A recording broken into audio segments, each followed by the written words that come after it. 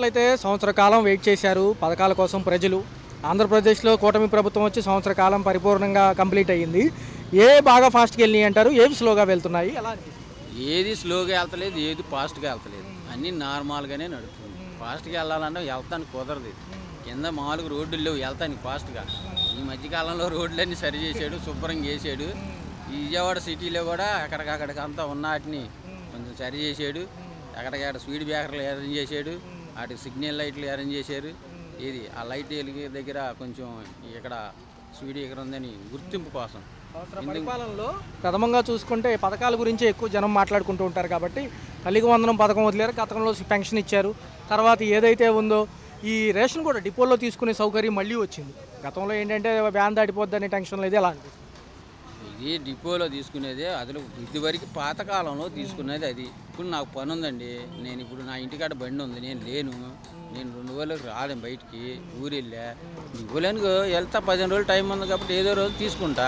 నువ్వు వ్యాన్ వెళ్ళిపోయిన తర్వాత నేను వచ్చి అడిగితే నువ్వు లేవయ్యా వచ్చాం, నీ కార్డు లేదు, నీ నెంబర్ లేదు, నువ్వు ఆడుండవు, నేను ఏం చెప్పేది ఇవన్నీ.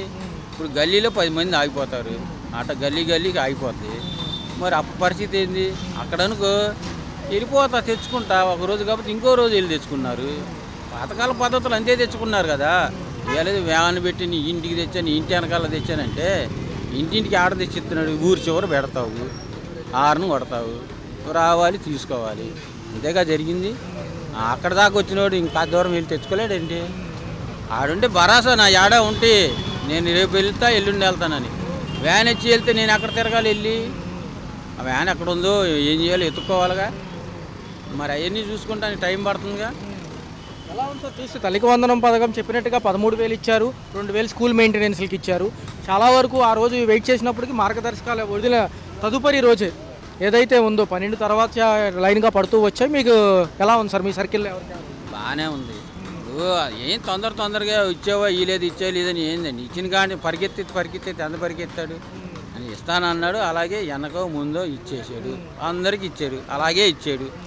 ఆ 2,000 మెయింటెనెన్స్ ఖర్చుకి తీసాడు, అంతవరకు చేసింది, ఇంకెక్కువేం తీసుకోలేదు కదా. ఇప్పుడు ఈ నెల 20వ తారీఖు రైతులు పెట్టుబడి సాయం ఉంది. ఆల్రెడీ ఫింగర్ ప్రింట్స్ థంబ్స్ చేయమంటున్నారు. ఈకేవైసీకి రైతులను వచ్చి రైతు భరోసా కేంద్రాల్లో 23 నుంచి కూడా నియోజకవర్గ వారీలుగా వార్డు మెంబర్లు, కార్పొరేటర్లు కానివ్వండి, వీళ్ళు కానీ నాయకులు గడప గడపకి వెళ్ళి వీళ్ళ పర్ఫార్మెన్స్ ఎలా ఉంటుందో తెలుసుకుందామనే కార్యక్రమం మొదలు పెట్టాలనుకుంటున్నారు. ఎలా మొదలు పెడితే ఇంకా మంచిది. ఎందుకంటే మనం ఏడ కూకునేది నేను చెప్పింది నువ్వు చెప్పి నేనే కంటే స్వయంగా నేనే వచ్చాను అనుకో, అసలు నిజమా అబద్ధమా, ప్రజల్లో మనం ఎలాగున్నాము, ప్రజల్లో మనకు ఎలాగుంది అని తెలుసుకోవడానికి బాగుండేది. నేను వచ్చి చెప్పానండి బాగానే ఉండారని నీ పేరు చెప్తే బాగానే అందరూ వచ్చారండి, కూకున్నారండి, చెప్పింది తిన్నారని అంటారు. అట్టా కుదరదుగా. నేనే స్వయంగా చూశాను అనుకో, వాళ్ళ పదం ఏందో, వాళ్ళ పథకాలు ఏందో, వాళ్ళకి ఏమి ఇవ్వాలో ఇవ్వకూడదు అనేది ఆలోచన పెట్టుకొని అది సీఎం గారి దృష్టికి పెట్టుకొని మనం చేయాల్సిన కొన్ని ఉన్నాయండి, చేద్దామండి, ప్రజల్లో ఇలా మన నమ్మకం పెట్టుకున్నారని ఏం చేయాలన్నది విడుదల చేస్తారు. నమస్కారం అండి. సంవత్సరం పరిపాలన అయింది, తల్లికి వందనం పథకం వదిలారు కూటమి ప్రభుత్వం. వచ్చి సంవత్సరం అవుతుంది, మన జూన్ 12కి.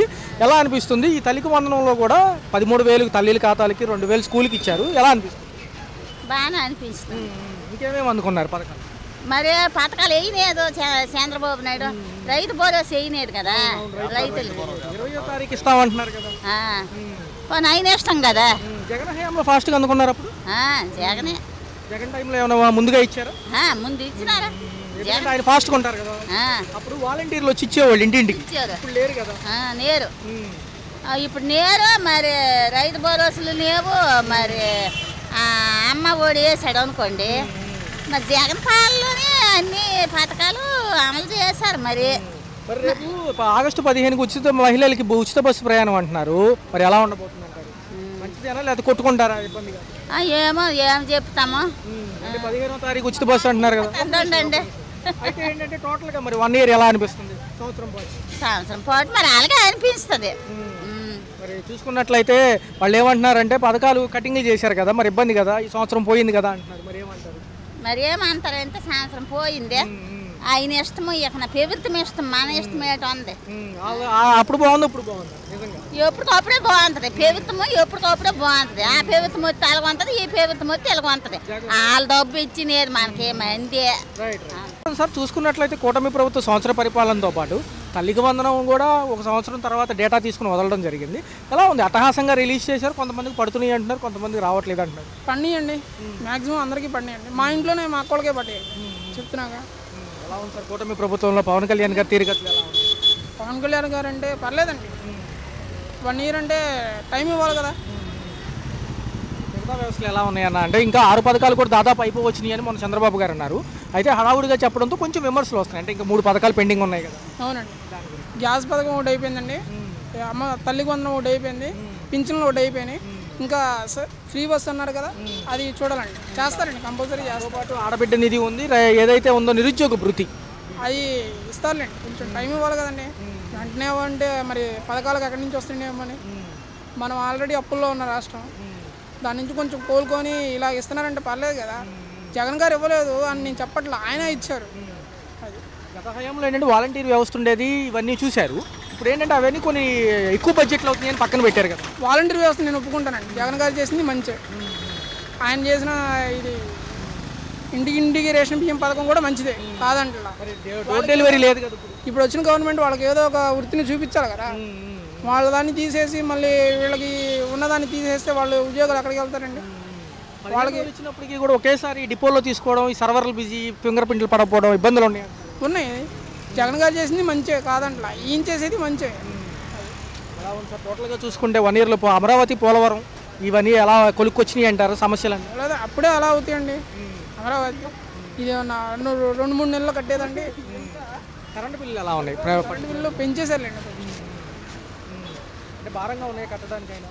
పెంచేశారండి, భారంగాని కాదులే కానీ పెంచేశారు. స్కూల్స్ ఓపెన్ అయ్యాయి, మరి ప్రభుత్వ స్కూల్స్ కానీ ఇవి కానీ షూజు, యూనిఫాము, ఈ బ్యాగ్స్ ఇచ్చేవాళ్ళు కదా, ఏమన్నా ఇచ్చారు ఈసారి? ఇంకా రాలేదు. అవ్వలేదు కదండి, స్కూల్స్ ఇంకా స్టార్ట్ అవ్వలేదు కదండి. స్టార్ట్ అయితేనే కదా, ఈ 1 మంత్ అన్న అవ్వాలి కదా. తదుపరి ఎలా ఉంటుంది అంటారు? 4 ఏళ్ళు భవిష్యత్తు ఉంది కదా. చూడాలి సార్, 4 ఏళ్ళు లేదు కదా సార్, ఇంకా 3 సంవత్సరాలే ఉంది కదా సార్. నమస్కారం అండి. చూసుకుంటే 1 సంవత్సర పరిపాలనలో సంక్షేమ పథకాలు కూడా స్టార్ట్ అయ్యాయి. చూసుకుంటే సంవత్సర పరిపాలన పూర్తయింది. ఎలా అనిపిస్తుంది టోటల్గా ఈ రోడ్ల వ్యవస్థలు, కరెంటు బిల్లులు కానివ్వండి, లేకపోతే ఐటీ సెక్టర్ వైపు ఈ అమరావతి, పోలవరం కానివ్వండి, మీకేమనిపిస్తుంది? పర్లేదండి, బాగానే చేశారు వీళ్ళు కూడా. కాకపోతే కొంచెం స్లోగా నడుస్తుంది. రోడ్లు అవన్నీ బాగానే వేశారు గత ప్రభుత్వంతో పోలీసు. ఏంటంటే వాలంటీర్స్ ఉండేవాళ్ళు ఏదైనా అప్డేట్ కావాలని ఏదన్నా ఇంటికి వచ్చి తమ చేయించుకోవడం జరిగేది. తల్లికి వందనంలో 15,000 కూడా 13,000 తల్లుల ఖాతాలకు వేశారు, మిగతా 2,000 స్కూల్ మెయింటెనెన్స్. గతంలో ఏదైనా సంక్షేమం పొందారా ఏమన్నా? అంటే మేము రైల్వేలేండి, మాకు రావాలండి. అంటే మా అమ్మమ్మ గారు స్టేట్ గవర్నమెంట్ పాలసీస్ పొందేవాళ్ళు, అది బాగానే వచ్చింది. తీరికత ఎలా ఉంది? ఉప ముఖ్యమంత్రి కదా. పర్లేదండి, బాగానే చేస్తున్నారు, యాక్టివ్గానే ఉంటున్నారు, ఎక్కువ జనాల్లోకి వెళ్తున్నారు. కరెంటు బిల్లులు కొంచెం భారంగా ఉన్నాయి. అవునండి, కొంచెం లిటిల్ బిట్ పర్లేదు. అది కూడా సార్ రివ్యూ చేసుకుంటే గవర్నమెంట్. మాజీ ముఖ్యమంత్రి గారు కూడా ప్రజల్లోకి వస్తున్నారు, మరొకసారి తమ ఓటమికి కారణాలు ఏంటో తెలుసుకుంటున్నారు, వాళ్ళు ప్రజలతో మమేకం అవుతున్నారు. ఎలా అనిపిస్తుంది? మంచిదే కదండి, వాళ్ళ ఓటమికి నుంచి ఆయన విశ్లేషించుకుంటున్నాడు, మళ్ళీ పవర్ కోసం ఎదురు చూస్తున్నారు. మంచిదే, ఎవరికైనా మంచిదే. ఆయన కూడా ఈ మధ్య జనాల్లోకి వస్తున్నారు. కొంచెం ముందు వచ్చుంటే ఇంకా బాగుండేది, అయిపోయినాక వచ్చారు. ఐటీ సెక్టర్ వైపు ఫోకస్ చేస్తానంటుంది ప్రభుత్వం. ఇండస్ట్రీలు కూడా వస్తే బాగుంటుంది త్వరగానే. కాకపోతే 4 ఏళ్ళ సమయం ఉంది. అమరావతి ఏమో 2027 పూర్తి అంటున్నారు. ఎలా చూడాలి? 2029 ఎలక్షన్స్ చూడాలండి కదా, అంటే మనం ఏం చెప్పలేం కదా, వాళ్ళ దాంట్లో ఉంటుంది. కోవిడ్ వల్ల ప్రపంచం మొత్తం స్లో డౌన్ అయిపోయింది. సో పర్లేదు, మరి వీళ్ళు ఉంటే అని చేస్తారేమో చూడాలి. పర్లేదు, ఇప్పుడైతే అమరావతి అయితే పర్లేదు, మరి ఊపు అందుకున్నట్టుంది. అయితే మహిళలకు ఉచిత బస్సు ప్రయాణం ఆగస్టు 15 నుంచి ఖరారు అయింది, వస్తే ఎలా ఉంటుంది? పర్లేదండి, మళ్ళీ తెలంగాణ కాకుండా ఉంటే చాలు. అంటే కొంచెం ఇబ్బందులతో కొట్టుకోవడం అక్కడ చూసి. అవును, అదే కొంచెం మెరుగ్గా అందిస్తే పర్లేదు. ఆటో కార్మికులకి ఏమైనా ఇబ్బంది అవుతుంది అంటారా? ఆల్రెడీ 10,000 లేవు కదా ఈసారి. అంతేనండి, అవ్వచ్చు కదా. మరి ఫ్రీ అంటే ఎవరైనా ఇప్పుడు ఎక్కుతారు, ఇప్పుడు ఇవి మహిళలు ఎవరైనా ఎక్కుతారు. సో అది కొంచెం ఆటో వాళ్ళ మీద దెబ్బతీస్తుంది. కూటమి ప్రభుత్వం వచ్చి సంవత్సర పరిపాలన ఎలా అనిపిస్తుంది? ఒక పక్క 12వ తారీఖు సంవత్సరం అవడంతో ఇంకొక పథకానికి శ్రీకారం చుట్టారు, అదే తల్లికి వందనం. 15,000కి 13,000 ఇచ్చారు, 2,000 స్కూల్ మెయింటెనెన్స్కి అంటున్నారు. ఎలా ఉంది సార్? యాక్చువల్లీ ఇప్పటి వరకు మాకైతే ఎటువంటి రిగ్రెట్ అనేది లేదు. గవర్నమెంట్ పాలన అనేది ఫ్లోలో వెళ్తుంది. ఏ గవర్నమెంట్ అయినా కొంచెం స్థిరపడడానికి కొంచెం సమయం అనేది మనం కూడా ఇవ్వాలి. సో అన్ని విధాలుగా సహకారం అనేది ప్రజల నుంచి ఇస్తేనే గవర్నమెంట్ కూడా ఎటువంటి మంచి అయినా చేయడానికి ఆస్కారం ఉంటుంది. కాబట్టి ఇప్పుడు దాకా మేమైతే ఎటువంటి రిగ్రెట్ అయితే లేదు. పైగా అనుకున్న సమయం కాకపోయినా కొంచెం లేట్ అయినా సరే వేయటం వేస్తుందని మేము భావిస్తున్నాము. అంటే మీరు అన్నట్టు ఫ్యామిలీలో ఎవరు కిడ్స్ చదువుకునే వాళ్ళు లేరు కాబట్టి నాకు పూర్తి అప్డేట్ అయితే లేదు, కానీ ఈ ప్రాసెస్ జరుగుతుందని మాత్రం తెలుసండి. చంద్రబాబు నాయుడు గారు మాట్లాడుతూ అదే రోజు సాయంత్రం పూట ఒకే వేదిక మీద ఉన్నారు ఒక లోకేష్ గారు, ఈయన దాదాపు సూపర్ 6 కంప్లీట్ అయిపోయింది, అన్ని మార్గదర్శకాలు వచ్చేసినట్టే అంటున్నారు. కొంచెం ఫాస్ట్గా చెప్పారేమో ఆ వాదన అంటారు చాలామంది. ఇంకా అదేలేండి, అంటే నాకు తెలిసి ప్రాసెస్లో ఉన్నాయని అలా అని ఉంటారేమో అని నా అభిప్రాయము. అంటే వాళ్ళు అఫీషియల్గా చెప్పారంటే ఏంటంటే దాని ప్రాసెస్లో ఉంచారని మేము అనుకుంటున్నాము. అంటే అది ఫుల్గా అయినా లేదనేది క్లారిటీ మాకు. రోడ్ల వ్యవస్థ ఎలా ఉంది, కరెంట్ ఛార్జీలు కొంచెం ఇబ్బంది పెడుతున్నాయా? ప్రస్తుతానికండి రోడ్స్ అయితే చాలా బ్రహ్మాండంగా వేశారు, కానీ కొన్ని ఇంటర్నల్ రోడ్స్ ఇంకా ఉన్నాయి. కొన్ని అంటే మెయిన్ రూట్లుగా కొన్ని ఉన్నాయి కూడా, కొన్ని ఫర్ ఎగ్జాంపుల్ ఇప్పుడు కంకిపాడు వెళ్ళే రూట్ కానీ అలా మేజర్గా ట్రాఫిక్ ఉండే రూట్లు కొన్ని మరమ్మతులకి అయినా నోచుకోవాలి అవి, ఎందుకంటే కొంచెం ఇబ్బందిగానే ఉన్నాయి. కానీ విలేజెస్లో అయితే మ్యాక్సిమమ్ వేయడానికి చాలా ఫాస్ట్గానే వేస్తున్నారు. పాత మాజీ ముఖ్యమంత్రి గారు కూడా ప్రజల్లోకి వస్తున్నారు, ఏదైనా సమస్యలు జరిగినప్పుడు ఇన్సిడెంట్లు జరిగి పరామర్శిస్తున్నారు. వాళ్ళు కూడా బేరీ వేసుకుంటున్నారు, గతంలో ఓడిపోయిన 11 సీట్లు ఎందుకు వచ్చాయని కూడా. ఎలా ఉంది ఆయన పనితీరు, ఎలా ఉంది? ఆయన కూడా ఇప్పుడు ప్రతిపక్షం నుంచి అందరినీ కలుస్తున్నారు కదా. అంటే అండి మనం ఏ ముఖ్యమంత్రిని తప్పుపట్టలేము, కానీ అంటే ఆయన ఒక్కొక్కరికి ఒక్కొక్క ఎజెండా ఉంటుంది కదా. పోయిన ముఖ్యమంత్రి గారు కొంచెం సంక్షేమంకి ఎక్కువ పెద్దపీట వేశారు, కాకపోతే దానిలో కొంచెం ఆటుపోట్లు అంటే లైక్ అభివృద్ధి అనేది సరిగ్గా జరగలేదు. అంటే మౌలిక వసతులు అంటే తెలుసు కదండి, రోడ్స్ కానీ అవి కానీ కొంచెం దాంట్లో కొంచెం నెగిటివ్ అనేది ఎక్కువగా వచ్చి ఓడిపోవడానికి కొంచెం ఆస్కారం ఉందేమో అని అనుకుంటున్నాను. కానీ ఆయన చేసిన పని కూడా మంచి పనులు చాలా ఉన్నాయి, కాబట్టి ఏ ముఖ్యమంత్రి అయినా జనాల్లోకి వెళ్ళడానికే ప్రయత్నిస్తారు. దానిలో కొన్ని భిన్నాభిప్రాయాలు ఉంటాయి అన్నమాట జనాల్లో. ఈ నెల 23 నుంచి కూడా 20వ తారీఖు రైతులు పెట్టుబడి సాయం అందజేస్తామంటున్నారు సార్ ఏపీ రాష్ట్రంలో. తదుపరి 23 నుంచి గడప గడపకి వెళ్ళి వీళ్ళ పర్ఫార్మెన్స్ ఎలా ఉందని కార్పొరేటర్లు, వార్డ్ మెంబర్స్, నియోజకవర్గ ఎమ్మెల్యేలు వెళ్తామంటున్నారు. ఎలా ఉండబోతుందంటారు సార్? ఒకటండి, ఎప్పుడైనా ఆఫీస్లో ఉండి పాలన అనేది నేను సమర్థిస్తాను, కానీ జనాల్లోకి వెళ్ళి వాళ్ళ అభిప్రాయాలు కూడా సేకరించి దానికి అనుగుణంగా స్కీమ్స్ అనేవి రెక్టిఫై చేసే బాధ్యత పై అధికారులదే. సో ఇది ఖచ్చితంగా ఒక మంచి చర్య అనే చెప్తాను నేను. ఎప్పుడైనా జనాల్లోకి వెళ్ళి ఇలా నేరుగా వాళ్ళ అభిప్రాయాలను సేకరించి దాని మీద కసరత్తు చేసి ఎక్కడైతే లోటుపాట్లు ఉన్నాయో వాటిని సరి చేసుకొని సమృద్ధిగా మనకి అందజేయాలి పాలన అనేది మంచి అభిప్రాయం. జగన్ గారు 2.0లో భాగంగా కార్యకర్తలు ఎవరు చనిపోయినా పరామర్శిస్తున్నారు. అదే అందులో భాగంగానే రేపు 18 పర్యటన ఉంది సార్. ఎలా అనిపిస్తుంది? గుంటూరు పర్యటన ఉంది 18 ఎలా అనిపిస్తుంది? చనిపోయిన అంటే ఒకటండి, మన రాష్ట్రంలో అనేక రకమైన పరిణామాలు చోటు చేసుకున్నాయి.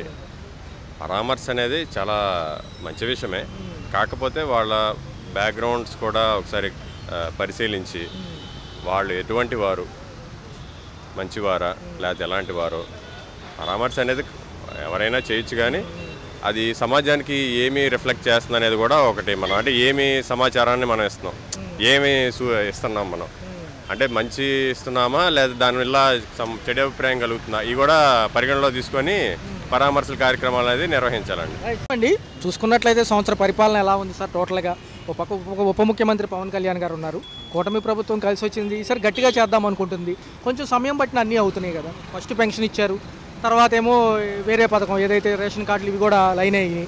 దాంతోపాటు ఇటు చూసుకుంటే గ్యాస్ సిలిండర్లు అమలు అయ్యాయి. ఇప్పుడు తల్లికి వందనం ఎలా అయితే ఉందో, ఎంతమంది పిల్లలు కొంటే అంతమందికి వస్తున్నాయి. చెప్పినట్టుగానే స్కూల్కి 2,000 ఇస్తున్నారు, తల్లి ఖాతాల్లో 13,000 ఇస్తున్నారు. ఎలా 100% గవర్నమెంట్ పూర్తిగా సక్సెస్ఫుల్గా రన్ అవుతుంది. తల్లికి వందనం అనేది ఎంతమంది పిల్లలు ఉంటే అంతమంది పిల్లలు మా నియోజకవర్గంలో అందరికీ పడ్డాయి. చిన్న ఎవరన్నా కొంచెం చిన్న ప్రాబ్లమ్స్ ఉన్నవాళ్ళు తప్ప మొత్తం నూజివేడ్ నియోజకవర్గంలో అందరికీ పడ్డాయి.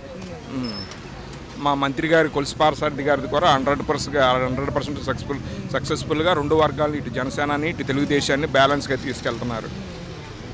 టోటల్గా చూసుకుంటే 1 ఇయర్లో రోడ్ల వ్యవస్థలు కానివ్వండి, మిగతా ఏదైతే మౌలిక వసతులు కూడా చాలా వరకు కలిసి వచ్చినాయి అంటారు.